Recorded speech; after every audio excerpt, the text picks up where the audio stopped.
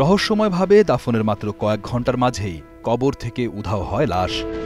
পরবর্তীতে পুলিশের সহায়তায় অর্ধ নিমজ্জিত অবস্থায় লাশটি পাওয়া যায় পার্শ্ববর্তী একটি ডোবায়। ওরা এই দিক দিয়ে আসি এই যে আমের গাছটা দেখতেছে এইভাবে হাতের মধ্যে নিয়ে এই দিক দিয়ে পার করছে। আমি টর্চ লাইট মারি যখন ওনার গায়ে আমার লাইটে মাছ পড়ছে তখন আমার আসলে খুব দুঃখ লাগছে। একটা মৃত ব্যক্তি উলঙ্গ হয়ে যে পড়ে গেছে পানির মধ্যে রাখি গেছে, এটা দেখি আমি তখন টর্চ লাইট বন্ধ করছি। দেখার পরে আমার দুইটা রন্না নিয়ে আসি, আমি লাশটা উপরে কাপড় দিয়ে দিছিলাম। একই সাথে হৃদয় বিদারক ও চাঞ্চল্যকর এমন ঘটনায় এলাকায় তৈরি হয়েছে নানা জল্পনা কল্পনা। কবর থেকে কেন লাশ ওঠানো হলো তার কোনো সদুত্তর পাওয়া যায়নি। কুড়িগ্রামের রাজারহাট উপজেলার চাকিরপাশার ইউনিয়নের পাঠকপাড়া গ্রামে ঘটেছে লাশ চুরির এই ঘটনা। এটা আমার মতে মানুষ এরকম কাজ করতে পারে না। মানুষ তো, আমরা তো মানুষ।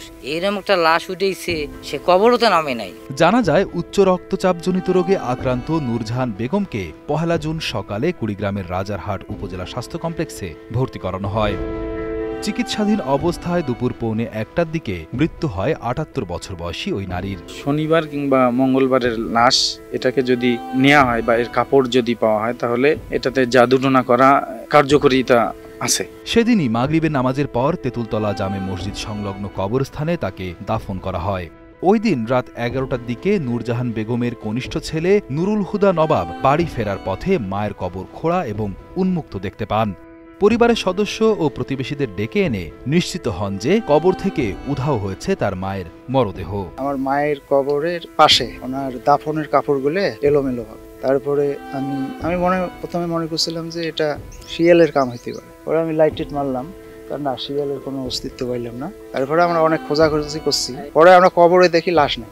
আমার আইডিয়ারে লাশটা যদি এখান থেকে একটু বন্ধ গেছে, আর একটু বেশি সময় পেলে তো চলে যেত। লাশ উদ্ধারের জন্য 999 নম্বরে ফোন করলে রাজারহাট থানা পুলিশ ও স্থানীয় লোকজন মিলে প্রায় ২.৫ ঘন্টা খোঁজাখুঁজির পর এক পর্যায়ে কবরস্থানের অদূরে একটি ডোবায় মরদেহটি অর্ধ নিমজ্জিত অবস্থায় দেখতে পান।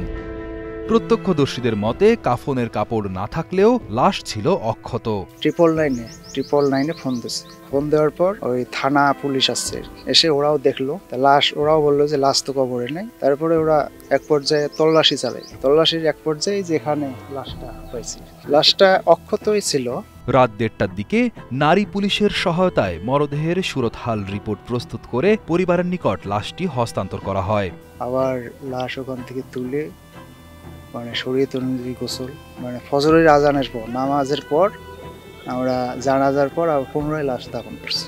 নূরজাহান বেগমের স্বামী জানান তার স্ত্রী অনেক ভালো মানুষ ছিলেন এবং তার সাথে কারো কোনো শত্রুতাও ছিল না। আমার স্ত্রী তো কোনো খারাপ ছিল না, আল্লাহ নামাজ বন্দেগী করছিল।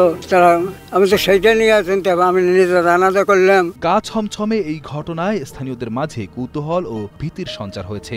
লোকমুখে শোনা যায় শনিবার বা মঙ্গলবার কেউ মারা গেলে এক শ্রেণীর কবিরাজ মৃতের কাফনের কাপড় ও শরীরের অংশ মন্ত্রতন্ত্রে ব্যবহার করে থাকেন। তবে রাজারহাট উপজেলায় এরকম কোনো ঘটনার নজির নেই বলেই জানান তারা।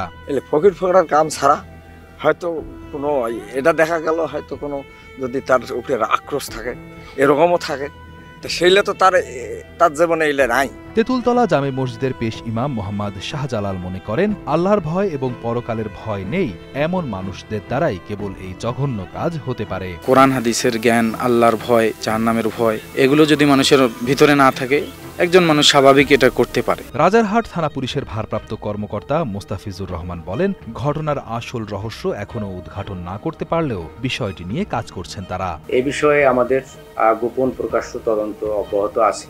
সুনির্দিষ্ট সাক্ষ্য প্রমাণ পেলে আমরা অপরাধীদের বিরুদ্ধে অবশ্যই আইনগত ব্যবস্থা নেব।